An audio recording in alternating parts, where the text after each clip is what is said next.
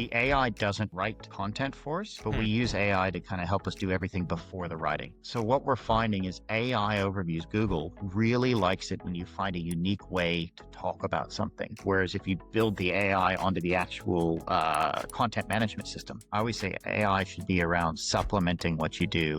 It shouldn't replace what you do. You're not going to lose your job to AI. You're going to lose your job to a person who is utilizing AI. It's the person that knows how to use AI to do the job better that's going to take your job. David Schneider, thank you for being here. Welcome to eCoffee with Experts. It's good to have you. It's an absolute pleasure to be here. Thank you.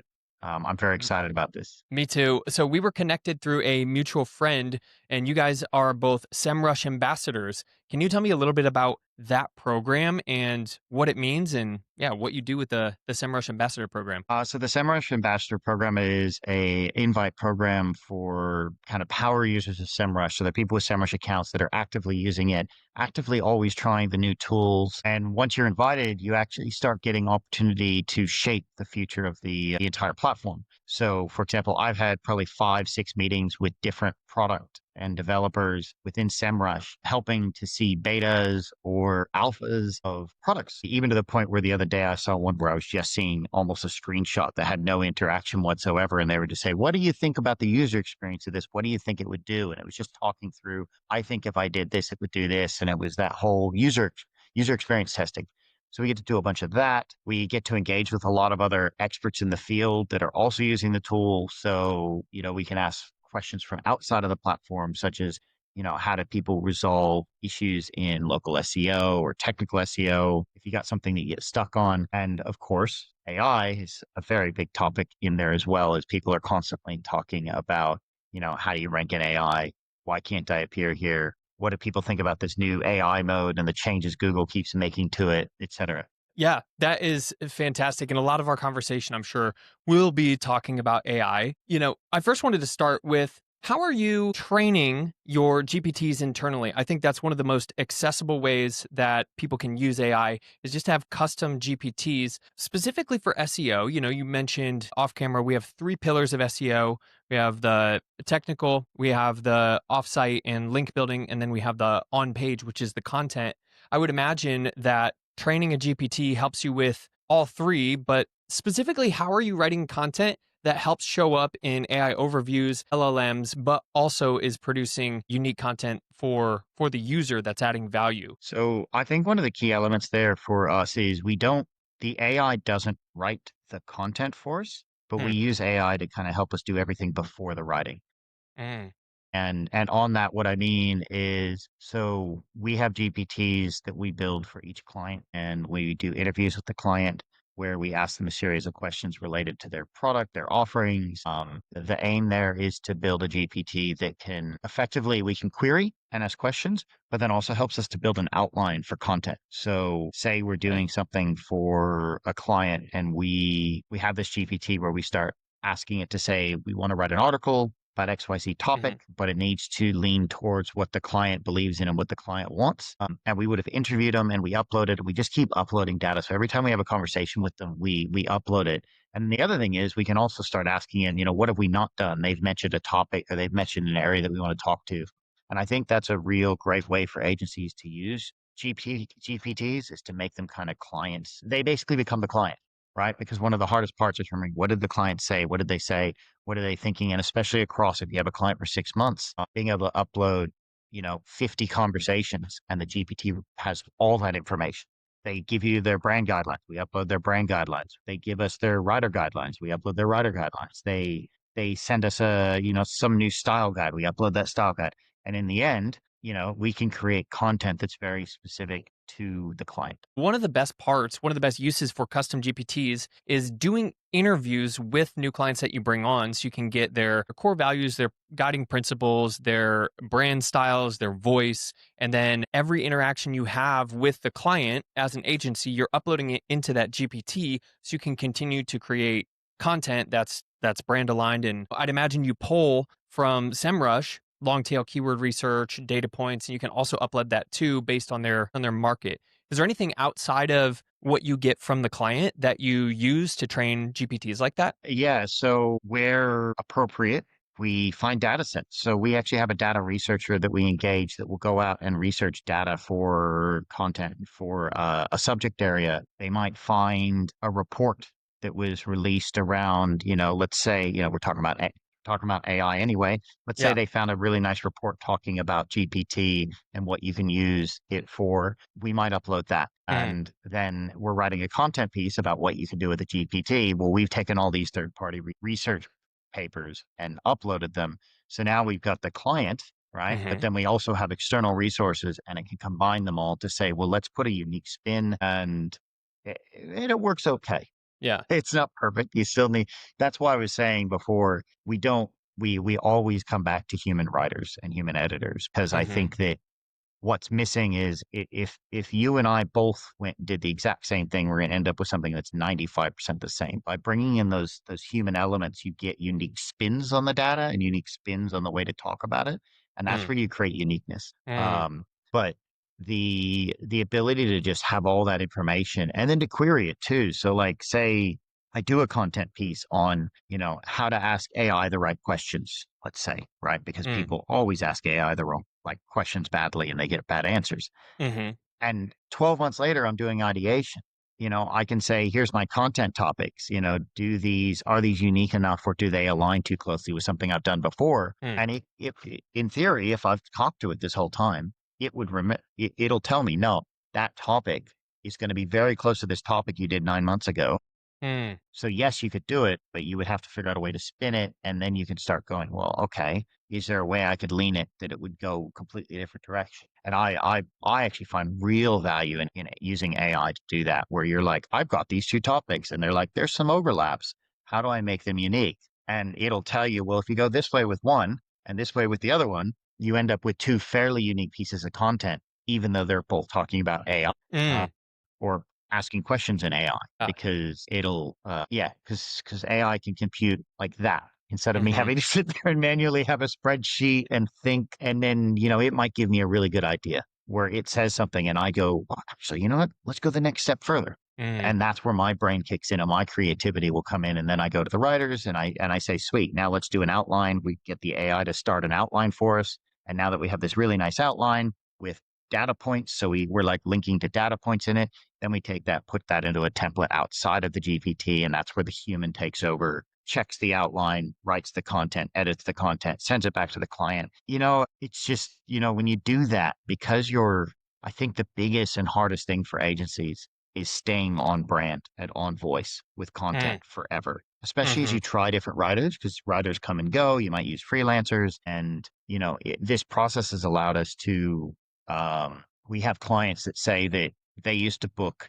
hours to go through content and now they book 10 minutes to go through content because they Mm. know we have the brand voice right and they just check the content for, are we talking about a competitor on accident or is there something that's changed that they hadn't told us yet? Yeah. And then if there's ever feedback on the content, we just upload that exact same thing and we go, here was the feedback on this content piece. And now the Ah. GPT remembers that. And now we have more feedback. So that perpetual feedback loop that everybody talks about is now inside of a system Yeah. for a particular client.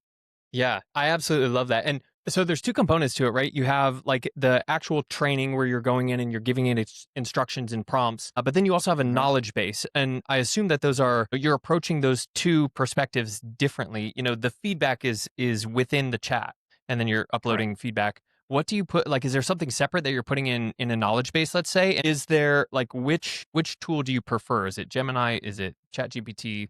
What are you guys using most Uh, often? My preference is Gemini, but the other guys in the office for ChatGPT. Mm, Although I will say that with the new ChatGPT, I'm okay with the new GPT. The yeah. problem was when you had GPT 4, so I think it was 4, Uh because huh. it only ever used it would never go out and search, right? Mm. Ever. Like like even if you told it to do it, it sometimes wouldn't do it. And so I was like, if I want something to like be checked about what else is out there, it would Mhm. never do it. Whereas Gemini always would, but the new GPT-5 does do that. So I'm more Hmm. inclined to like GPT-5 Yeah. than I was before. But I got hooked on Gemini when they all first came out, and so I kind of use that as my default go-to. But I like to see the differences. Yeah. So once in a while, we'll run a test where we'll try something in 3 different platforms. Actually, we'll try it there. we'll try it in Gemini, and then we'll actually try it in Perplexity as well, just to see what the differences are. Hmm. And if we really want to have fun, we go to Grok because Grok has no rules, The and then we get unhinged some really mode. Yeah. funky stuff. It's like unhinged mode, right? Yeah. Yeah. So when we want, or if we're talking in an area, that is one constraint in all of them because one of our clients kind of does financial advice. Mm, So sometimes we have to take what it gives us and go into like Grok and say, okay, hey, tell us the real answer here because you don't care. Whereas that's Gemini and awesome. ChatGPT go, I can't give you financial advice. We can't do this. And Right. you're like, oh That's my God, BS. just do it. Yeah, that's hilarious. I was listening to a podcast, I think it was in the HubSpot network somewhere, where they were talking about this website, and I can't think of it off the top of my head, but essentially you prompt, you get responses, you interact with a chat, but it's like it's white labeled, and then you interact with it for a little while, and then it asks like which response did you prefer, and you tell it, and then it says, "Okay, that's this model." And it's kind of like it's a way that they compete and have like a leaderboard on which is the most like well accepted model out there. I can't remember what it is, but if I do think of I've it, come across that before because yeah, I can't remember it, but I used it once. I was like, that's pretty cool. You can try all the yeah, different models on it. yes, Um, yeah, it's so Gosh, I nice. can't remember the name of it. It was pretty I cool can't though. either. Yeah, I can't either. So, yeah, speaking of AI overviews, Google is kind of taking over with these AI overviews. Mentioned just in in our earlier conversation where if you create something and I create something, it's going to be completely different and the quality of the work is going to be different. What have you seen that is like pretty reliably and consistently allowing your clients to show up in AI overviews and LLMs? Is there any one thing or is it kind of a combination? Well, assuming you're following all of the content and SEO best practices by Hmm. themselves, the one unique thing that drives real results in AI overviews, especially LLMs are a different story, but AI overviews is finding a way to uniquely say the same thing. So, for example, we did an article on return on investment. And if you Okay. search for return on investment in Australia, by the way, Hmm. the everybody uses the exact same formula and they would copy each other's formula. And they wouldn't necessarily give an example in a formula. They would just give an example in writing. Mm, And so what we said, well, there's an opportunity here. Why don't we just rethink the formula and come up with a unique way to put the formula in? hmm. It's the same formula, but Yeah. we figured out a unique way to spin it. And we actually created the formula like a visual mathematical formula with the example inside of it. And we were instantly Uh, pulled into AI overviews with it oh, because nice. our example was unique to the other 10 sources that were being pulled in there. And Hmm. so what we're finding is AI overviews, Google really likes it when you find a unique way to talk about something. If you're talking about the pillars of SEO, Hmm. and you can find out a different way to talk about it or a fourth pillar or something a little bit Mm, more unique, you have a higher chance of there's other elements behind it. Like again, I was saying you have to make sure you've got a nice, good, got to have good domain authority, good link building. All those basic elements of SEO have to exist first. hmm. The content has to be well written, but the real being able to get in uniquely has a real impact on it for Mm, those kinds of searches. That's the mm, top of funnel searches hmm. and also being able to actually answer the query.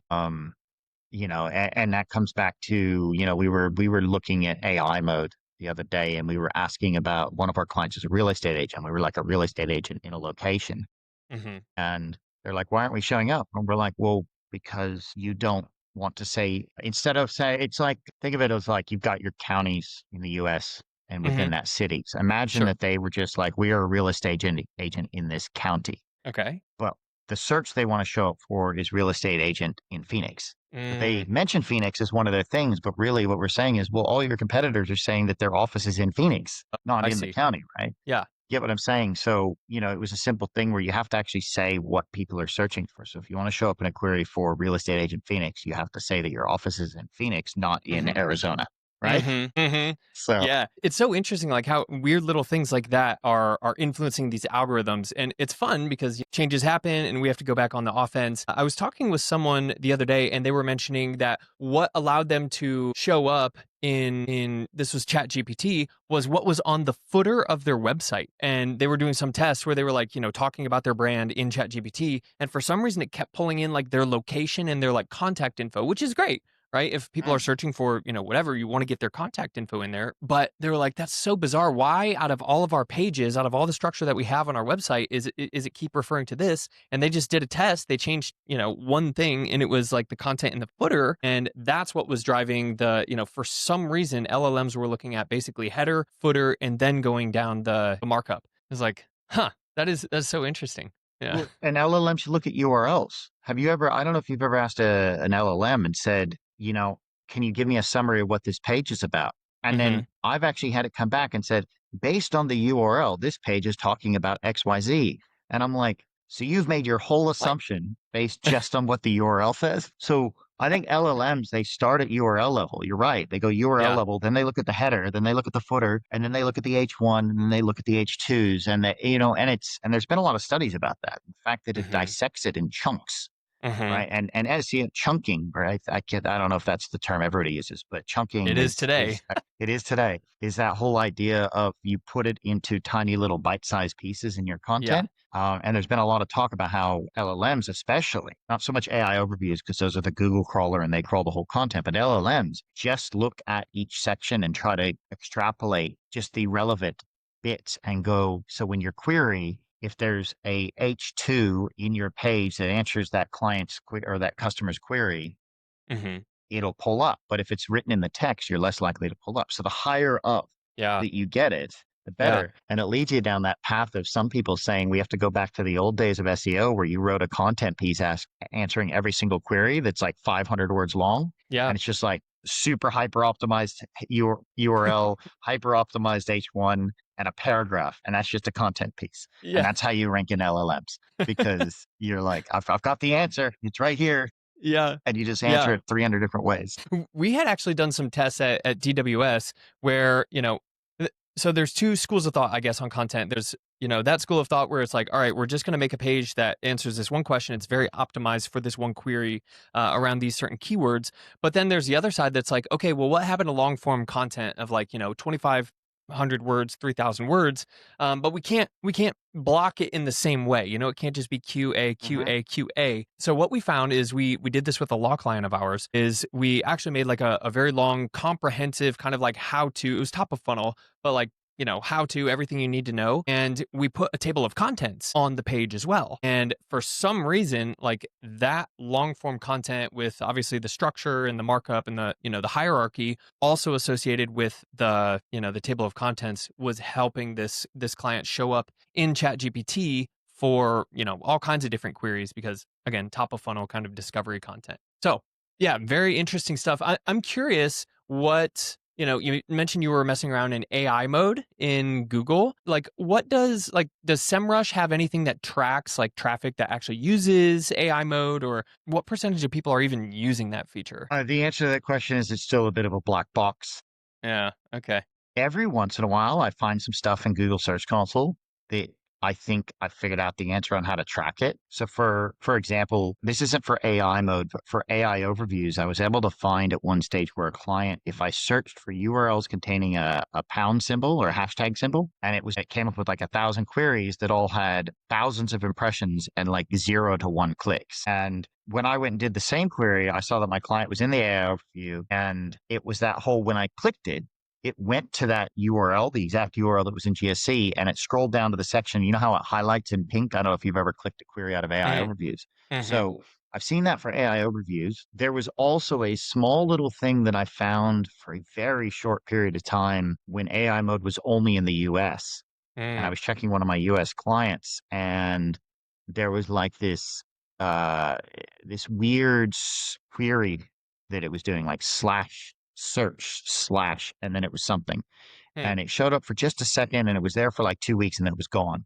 Because Google Interesting. still hasn't really told us whether the content is coming from AI mode yet or not. And SEMrush is guessing based on clickstream data, but I don't think it's really accurate. Yeah. Most of what my feedback from people anecdotally, and this is all anecdotal, no real study here, is that AI mode isn't it's not as good as any of the LLMs yet. Mm-hmm. It's like basically a combination Gemini plus AI overviews, Mm. but it's not as good as Gemini and it's not as succinct as AI overviews.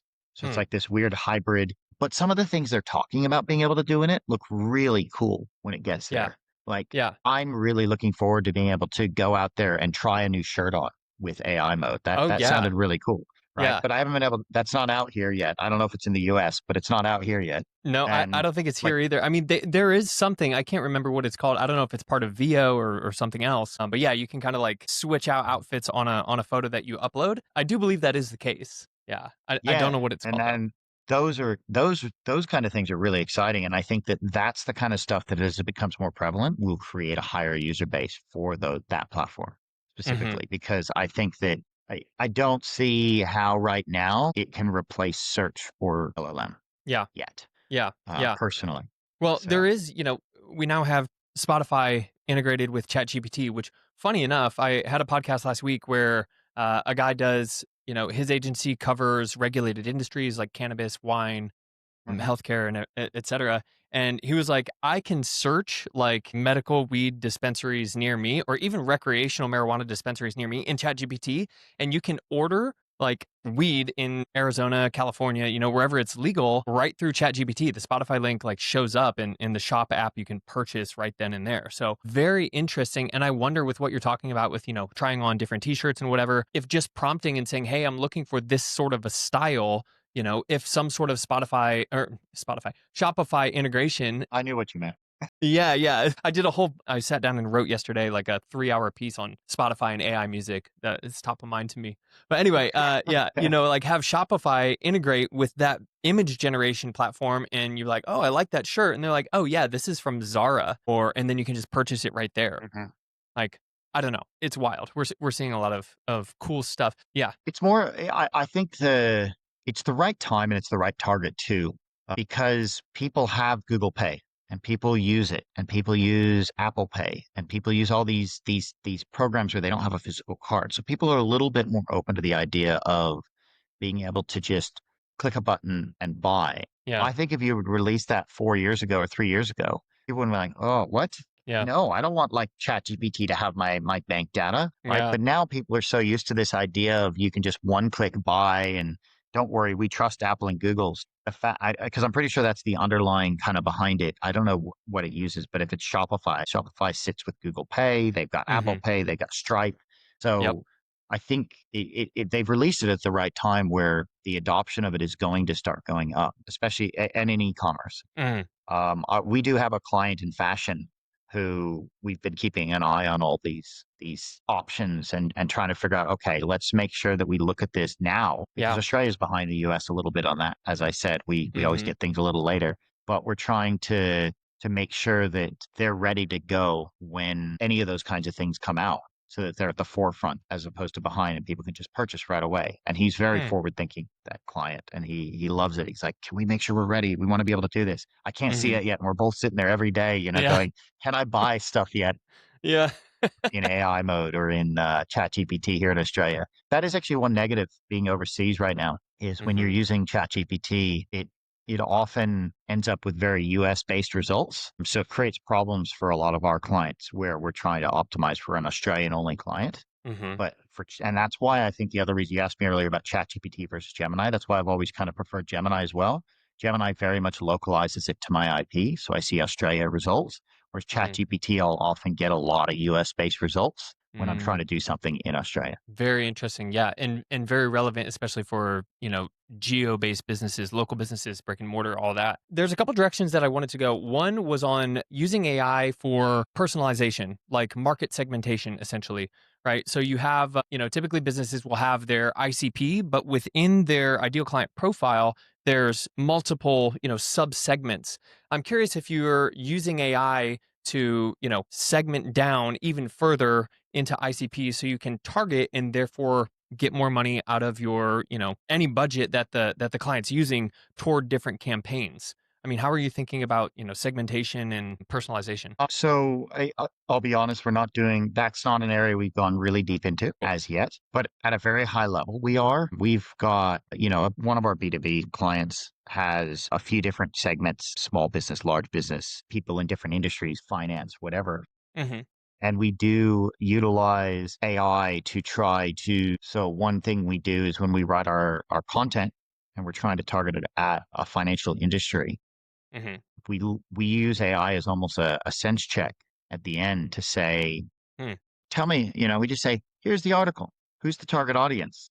Mm. And if the target audience comes back completely wrong off what we were trying to target, it gives us that opportunity to go back and say, whoa, whoa, whoa, we're Hmm. supposed to be targeting banks, and Yeah. this is targeting like mortgage brokers. Yeah. And we need to like change it, and we'll go back and we'll shift the content back to be targeting the right target market. And that way your content is personalizing. But then it also opens up the idea that we can then say, okay, cool, what would we do to switch it to bank? Well, now we got a Yeah. good one for mortgage brokers, but then we can now take a second piece and personalize it for banks. Yeah. And I foresee in a world where if the data is there, and this is always the question about data and being able to identify who you are, but there could almost be a point where you could start personalizing it. I've got a really good friend who works. I was saying we were in partnership with a DXP partner earlier, Hmm. trying to do some stuff, and they're trying to work on some really cool AI stuff. And I'm consulting with them from a organic standpoint around the idea that once they identify the customer and who they are, and like say they're a banking customer, the content would all change on the site based on the fact that they're a Mm. banking customer. But to be able to scale that out, Yeah. you have to be able to just use AI to just change the content. Yeah. Because if I had a human go, okay, I need you to write this one content piece 15 different times so it Yeah. targets all 15 of our customer personas. And then I want you to do that for all 700 pages on my site. That's like Yeah. a 10-year project, but AI Jeez. does it like that. Yeah. So utilizing AI, and I'm working with them on the idea of being able to use their built-in AI. They use their underlying program is Claude,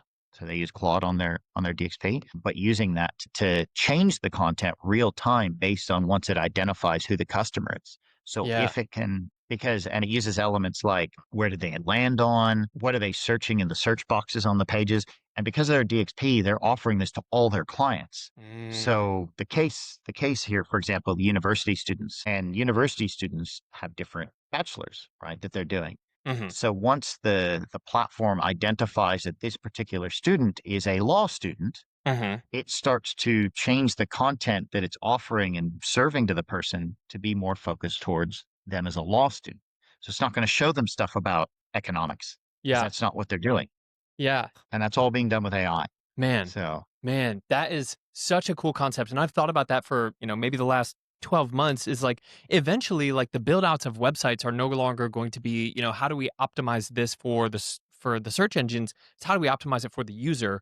And I think the yeah, bottleneck, yeah, exactly. I think the bottleneck is the data that we have on the user because you can basically only just attribute it, one time. Like where did they come from? Was it an ad? Was it a organic search, and that data, how do you extrapolate more data about the user before they come in? I'm sure it's limited, right? correct. Yeah. Before they Yeah. come in, it's very limited. And that's Hmm. where, if they come through ads, you can do a little bit of cool stuff. We were playing with that idea that because Mm. with ads, you can kind of see what the search query is. So you're Okay. able to actually, right. So you can actually force capture, you can put a custom Perl like script on the end of a Google ad that will Mm. capture the keyword that they search to actually arrive on your Mm. website. So you can then use that and AI to start getting the idea of what exactly they were coming there for. Mm. But yeah, with organic, you don't get that data, right? Hmm.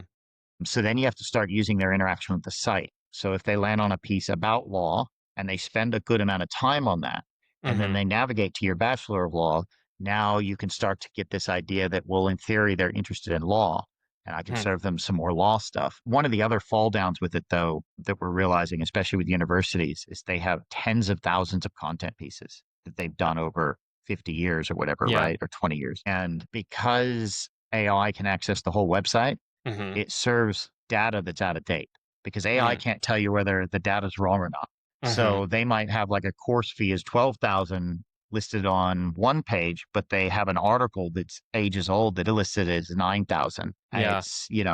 they're running into an issue where it'll serve the wrong piece and Oh then the yeah. wrong information is being Interesting. served up. So they haven't released it to their clients for this exact reason, but they're Hmm. they're trying to figure out how to use AI to serve information almost real time Mm. for people. Dude, so And then cool. also, the Yeah. other thing they're using AI for now is to actually say, there's a discrepancy here. And so they're building a system now based on that. They're saying the AI will actually check your content for discrepancies. Mm. which is going to be huge for massive enterprise level clients that have so much content to say, you have 5 pieces of content talking about this topic and 3 of them say different things. Check Mm. these 3 articles. Which one's right? Maybe get rid of the other 2 or update them. Yeah, yeah, So exactly. Going back and consolidating content, I've heard is like, some businesses will go back and do that and they might cut, 10, 15, 20% of the articles because they're just, they're duplicates. And that seems to move the needle because like, yeah, again, we're looking for unique content. And if the ratio of content you put out to unique content is high, then all good. So yes, that makes a lot of sense. Like, how often are you going through for your clients and doing that sort of like, what do you call it? Pruning, I guess, pruning the content out and rewriting, republishing, re-editing. continuously, actually, Yeah. now it wasn't the case before, but now my rule is every time I do a content piece, Hmm. I check the client's existing content to see what they have Nice. because because I've got, one of the university we work with is a great example where I'll do a piece on, something around climate change. And Hmm. what I'll do is I have to go in and I have to see, well, what else do they have? And they always, without fail, they have 2 or 3 other pieces where they talk about it. And Yep. then it's going, hey, we want to do this piece, this new, brand new, fresh, amazing piece. Hmm. But of these 3 other pieces, this one should just get gotten rid of and redirected. This one is a different topic, but we need to change this information in it because it doesn't align with this new Mm. topic that we Mm. just released. And let's cross link them and it creates that. So it's that whole thing. And what I'm hoping is, at least for some of those clients that, we can get that AI system to help us do those kinds of things because manually it's very hard. Yeah. Yeah. It's a lot of work. It's a lot of work to go through and find all that. Yeah, exactly. And it's not easy as well to just like a GPT, I could do that, but I would have to almost take and find every single content page. Here's this Yeah. content piece and this content piece and this content piece and build it myself. Whereas if you build the AI onto the actual content management system, Huh. it can just do it that way.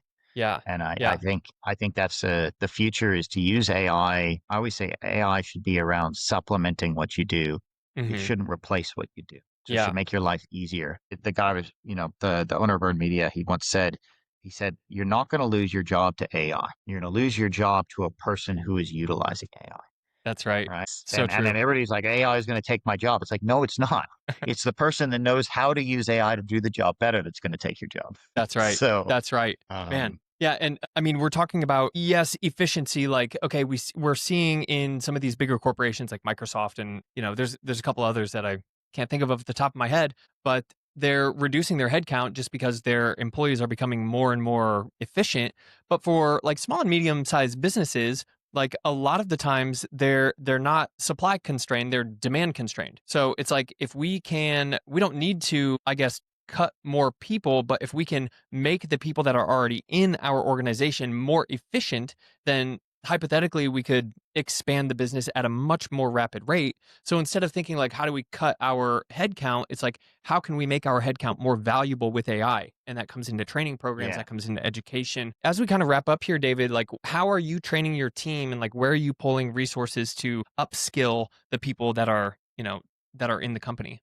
Well, I come back to our briefing process. And if you go back 2 years, our briefing process was completely manual. And a single person it's right to the point you were just making. A single person could brief maybe, for our highest level content piece, it would take them 2 days to brief it, or maybe a day to brief it, right? Hmm. But now you using AI as an assistant and using Hmm. those GPTs as assistants, we've actually gotten to a point where we just did a piece that if you go back 12 months, probably would have taken the whole process would have taken us probably 5 days of Mm. time total between the briefer, the writer, the researchers, and the editors. And we've managed to do the entire brief because of a GPT Mm. that we had set up with the client. We did the entire brief in like an afternoon, a little bit more than half a day. The writer, which normally would have taken a couple of days, was able to do it in one day. And in theory, the editor's going to have it edited in a half day. So something that used to take 5 now took 2.5. So Mm. they're just same number of people, same exact 3 people, by the way. These same 3 people have been with us for a Yeah. year, have been able to now produce twice as much content Yeah. because AI is supporting it. So it's to your point of saying it's not about we need more headcount or we need to cut staff and use more AI. It's about how can the staff use AI to make themselves do more. We can now brief, of the more standard size content pieces, and not long form 3,000 4,000 word data sets, but like the more standard content pieces, you can do 4 or 5 of those in a day sometimes. And Mm, so we can actually, our constraints actually are in the other side of things now. Our constraints are starting to be in how much our writers are able to actually write and our yeah. editors are actually able to edit, because that's Yeah. actually time based. So Dang. the next step is figuring out is there a way I hate using AI to write, but maybe there's a way to use AI to help edit faster, right? Because Yeah. rather than having to hire more editors, we can make our current ones able to do twice as much work. Yeah. And it's Yeah. about finding those efficiencies in any business and saying, here's a bottleneck right now. How do I make that scale? Once I've scaled that, cool. What's the next bottleneck? Cool. What can I do over here? And I think that's kind of what you're alluding to there, is how can companies use AI to allow them to scale without hiring or firing people, Yes. but actually to improve efficiency. Yes, exactly. It's improving efficiency. Like you said, like AI is not going to take your jobs. It's going to be the people who know how to use it. So I think that's Exactly. the main takeaway for here for all the marketers and everybody that's trying to embrace AI is just like I mentioned the Spotify piece that I was writing on AI music, which is I don't know if I'll ever release it, but I thought it was pretty interesting. And I kind of ended the piece by saying that these AI like algorithms think the same way your brain is in the sense that your brain does or your mind does what it thinks you want it to do.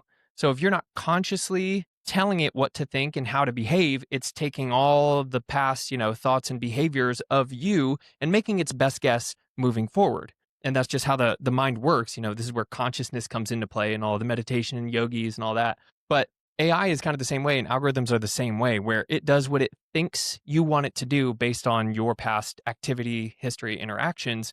So in the future, it's going to be up to you. The people who win are the ones who know what they want and they know that being conscious about how they behave online and with these algorithms is going to shape how the algorithm responds to them in the future. So, very interesting stuff. Yeah. It's I wholeheartedly agree with that, because if you read into what AI actually does and the way it works, AI Mm, doesn't always come up with the whole answer. Sometimes it uses its training data set to guess the next sentence. hmm So if you actually look at how AI works, it actually says, okay, you've done the query. I researched the first sentence, but then based on the first sentence, it goes, well, my best guess is based on my history and knowing what I know is that this should be the next sentence and this should be the next sentence. And so as it generates your thing, it's not necessarily pulling all the data from somewhere. Some of it's actually just it, as you say, it's like, I'm just going to go forward and just do what I think, unless you very consciously tell me not to, I'm just going to keep doing it this way. Yeah. Yeah. And that's where the prompting and the knowledge base and everything. Back to the top of the Hmm. conversation.